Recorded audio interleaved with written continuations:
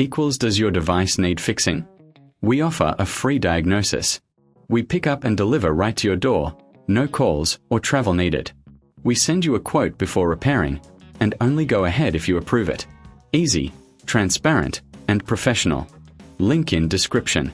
To start, ensure your Thermomix TM31 is unplugged. Gather your tools, a screwdriver and a soft cloth for cleaning. First, remove the base screws carefully.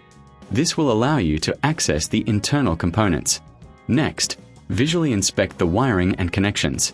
Look for any signs of wear or damage. If you notice anything unusual, it's best to seek professional diagnosis without obligation.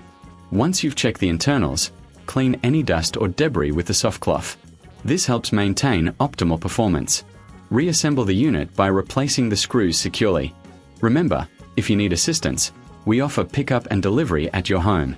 No calls, no travel, just convenience.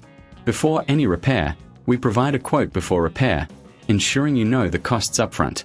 Regular maintenance can extend the life of your Thermomix TM31, so don't hesitate to reach out for help if needed. Does your device need fixing? We offer a free diagnosis.